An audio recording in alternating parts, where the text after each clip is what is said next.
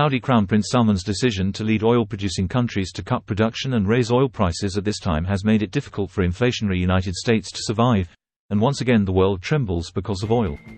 Today, let's talk about oil and the Middle East. It can be said that oil was the key to the economy in the 20th century, and the Middle East was the key to oil. From the moment when the Middle East discovered large amounts of oil in the 1930s, it was destined to become the focus of the world in the future, becoming a strategic battleground for the United States, the United Kingdom, and the former Soviet Union in just a few decades. Wars, alliances, conspiracies, coups, fortunes, crises, negotiations, and more. Without further ado, let's talk about the nearly century-long Middle East oil war. On August 27, 1859, a U.S. businessman named Edwin Drake successfully drilled oil in Pennsylvania for the first time. He used a barrel, similar to a whiskey barrel, to store the oil he drilled, and this barrel became the most important unit of measurement for oil production, storage, and import and export volumes, with one barrel being approximately 159 liters. A little clarification: oil extracted from the ground is called crude oil, and it is processed into oil later. These two are actually somewhat different from a chemical perspective, but for simplicity's sake, we call them both oil today. People realized that oil had a higher combustion efficiency than coal, and transportation was more convenient through pipelines. Therefore, in the next 50 years, the oil industry began to develop rapidly, with a large number of oil wells, refineries, and pipelines being built. Production increased from 500,000 barrels in 1860 to 20 million barrels in 10 years. By 1920, this number had reached 450 million barrels per year, and all countries were aware that this would be an industry that would change the world. Note that before 1900, most oil exploration, extraction, and consumption were mainly in the United States, where the production accounted for 60 to 70% of the global total. The entire oil industry chain in the United States was basically monopolized by the Standard Oil Company of Rockefeller. It was not until 1911 that the U.S. Supreme Court ruled that the company could not continue to monopolize the industry and split it into 34 companies. Interestingly, according to calculations based on the U.S. production at that time, people realized that if the U.S. had only that amount of oil, it would have been depleted in 10 years. In the following decades, people all over the world were searching for oil.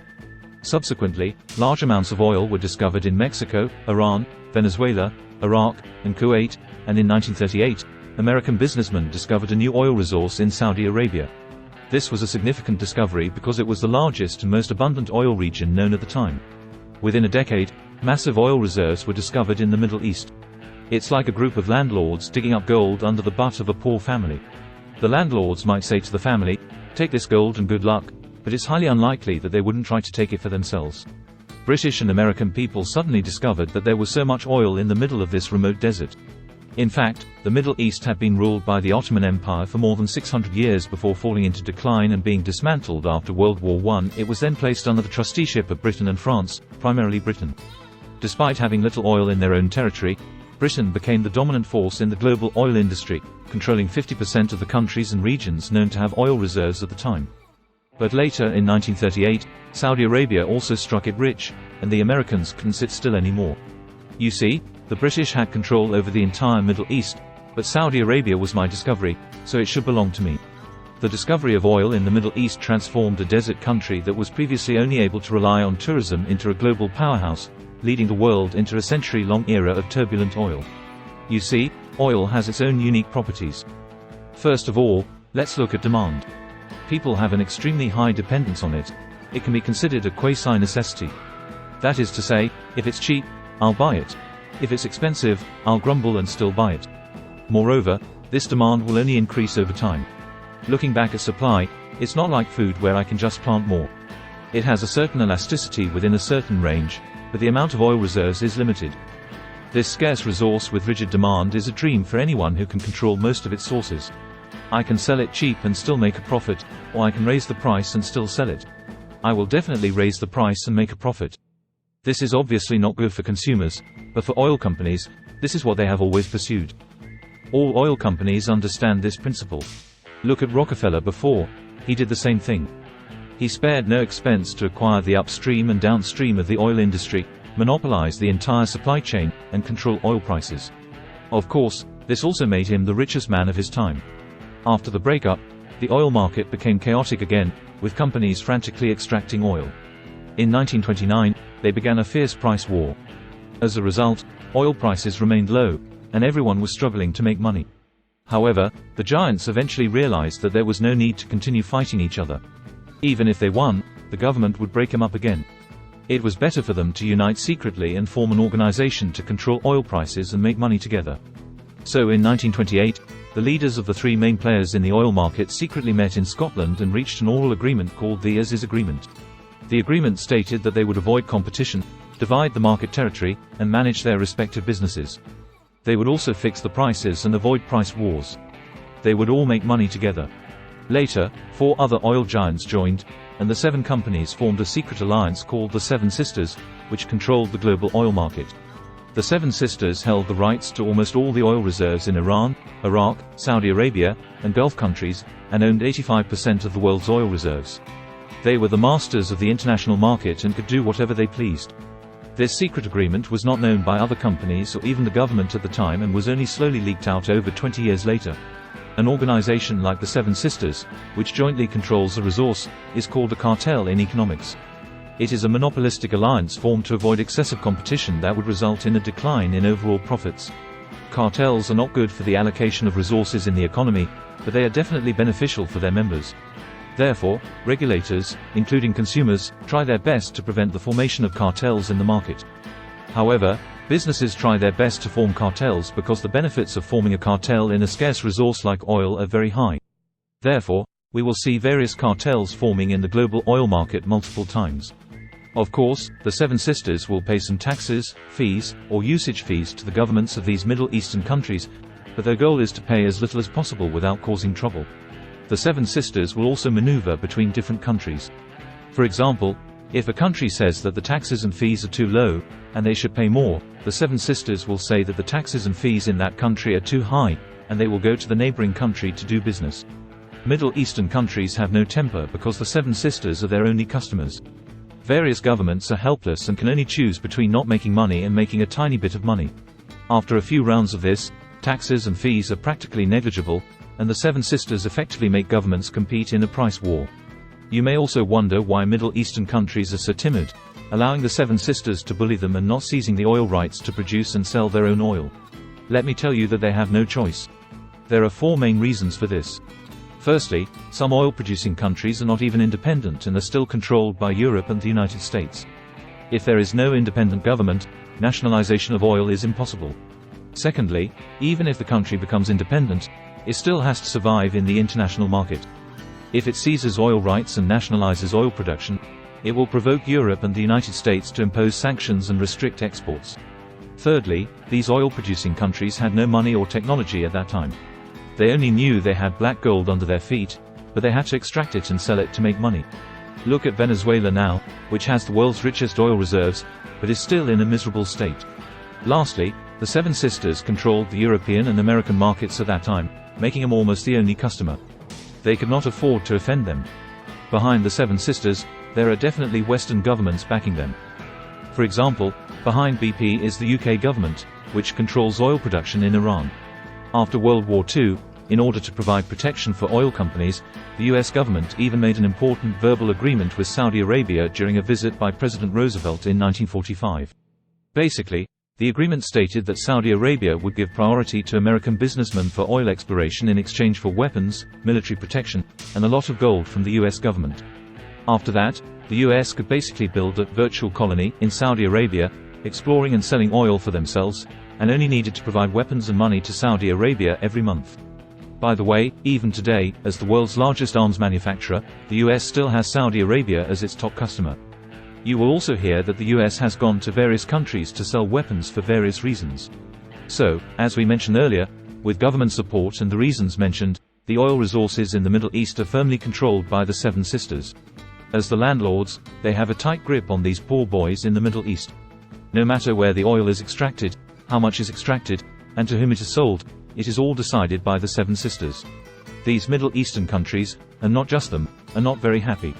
For example, the Italian state-owned oil company also wanted to join the Seven Sisters and become the 8th sister to get some profits, but the Seven Sisters refused to let them in. The chairman of the company at the time, Sauli, remarked that the Seven Sisters were bullying people, and the name Seven Sisters was actually coined by him. The Middle East has been dominated like this for a long time. The government may be okay with getting some oil profits, but the people are left with nothing. First, there were signs of dissatisfaction among the people in Iran. As we mentioned earlier, Iran was actually controlled by Britain before World War II, and the oil production in Iran was always controlled by one of the Seven Sisters, the precursor to BP, called the Anglo-Iranian Oil Company. Later, in 1939, when World War II broke out, the demand for oil suddenly increased. The United States and the Soviet Union saw that there was so much oil in Iran, and they also wanted to get in on the action. Everyone had their own opinions, and it was difficult to reach a consensus. This was when the opportunity arose. There was a member of parliament in Iran named Mossadegh, who took advantage of the situation when these major powers were deadlocked. In 1950, he proposed a motion in the Iranian parliament to review the oil usage fees paid by the Anglo-Iranian Oil Company and accused the company of reducing oil production. Of course, the Anglo-Iranian Oil Company was not foolish enough to cooperate with the review. At that time, the Prime Minister of Iran was a pro-Western figure who also opposed the proposal. However, a miraculous turn of events occurred. On March 7, 1951, the Prime Minister was assassinated. It's quite a coincidence that just 8 days after his death, the Iranian parliament began to vote on the nationalization of oil. The vote was passed, and on March 17, Iran announced to the world the nationalization of oil production. Later that year, in April, Mossadegh was elected as the new Prime Minister of Iran. But we also know that you took back the rights to oil extraction. This was just the first step, and the difficult part was still to come. As expected, Britain immediately sent warships to Iranian ports and declared that no one could sell a single barrel of oil from there.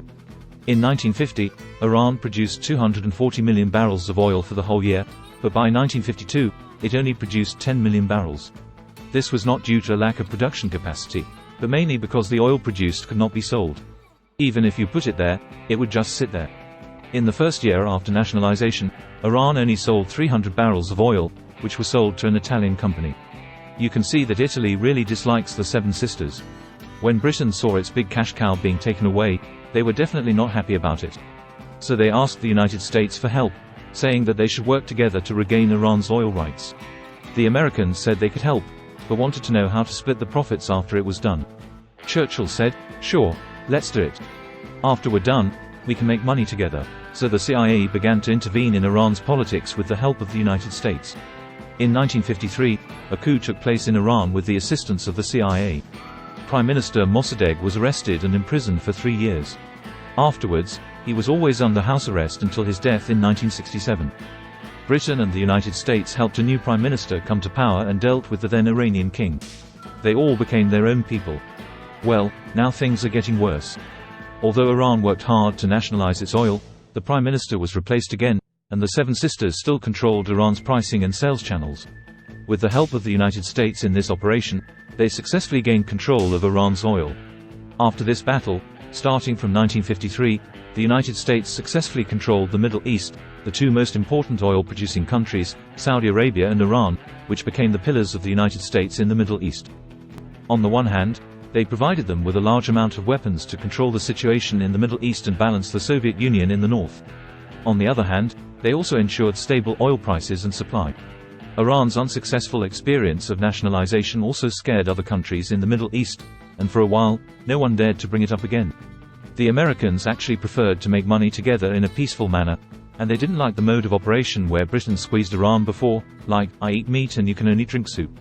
Therefore, they slowly reached agreements with countries like Saudi Arabia, Kuwait, and other Middle Eastern countries to split the profits 50-50. This 50-50 split actually sounded pretty good. These Middle Eastern countries didn't have any sales channels, so they could just sit and split the profits. Therefore, the Middle Eastern governments were still obedient. Have you ever felt that the agreements made between these big countries seem quite hasty? Like before, you give me oil, and I'll give you weapons, and now it's, let's split the profits 50-50. It's just like playing house.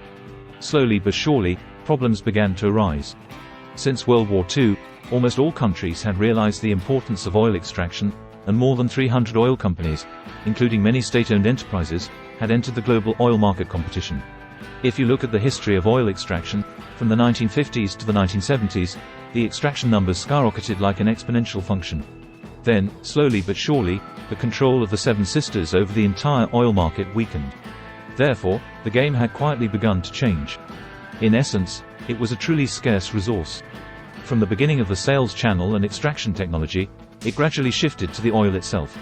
That is to say, from 1950 to 1970, the scarce resource had slowly shifted from the hands of the Seven Sisters to the Middle Eastern governments that held oil. This opened up a new era of OPEC. In the 1960s and 1970s, the competition became increasingly fierce, and at that time, the Seven Sisters were still playing with fire by engaging in price discrimination. They charged less for oil from Canada and Mexico than they did for oil from the Middle East, which was basically bullying those countries. As you can imagine, the Middle Eastern countries were furious. They had been dealing with Western governments for more than 20 years and slowly began to realize their own potential strength. They also learned about cartels. In 1959, the first Arab Petroleum Congress was held in Egypt. At this event, Saudi Arabia and Venezuela took note and quickly came to an agreement. They could not continue to be bullied like this, and the prices the Western countries were charging for their oil were unacceptable. They had to stand up and fight back. The oil ministers from these two countries quickly reached the Mahdi Agreement, calling for the establishment of a Petroleum Advisory Committee to review the price changes of these multinational oil companies. You have to understand that at that time, these two countries, aside from the United States and the former Soviet Union, had the largest oil production. Then, in September 1960, representatives from Iran, Iraq, Kuwait, Saudi Arabia, Venezuela, and other countries gathered in Baghdad to discuss how to join forces to raise oil prices and break free from Western countries' control. Take a closer look at these countries, everyone must remember them. These are 5 out of the 6 countries with the largest oil reserves in the world. The other one is Canada. Together, these 5 countries account for nearly 60% of the world's known oil reserves, especially Kuwait. Despite being a small country with only over 4 million people, they actually own 6.1% of the world's oil. As a result, they realized that we are the oil industry's dominant power and we must rise up and resist. Saudi Arabia, as we previously mentioned, has a special relationship with the United States and stood up to their pressure to establish the Organization of the Petroleum Exporting Countries, OPEC. From 1961 to 1975, the number of OPEC members expanded from 5 to 13. The oil production of all member countries accounted for over half of the global market during that time. They had more confidence negotiating with Europe and the United States. A new cartel was formed to counter the old cartel. In summary, OPEC can control the global oil supply and influence oil trading prices by setting the oil production levels between member countries. It may sound like the Middle Eastern brothers are finally taking a hard line, but in reality, they are not.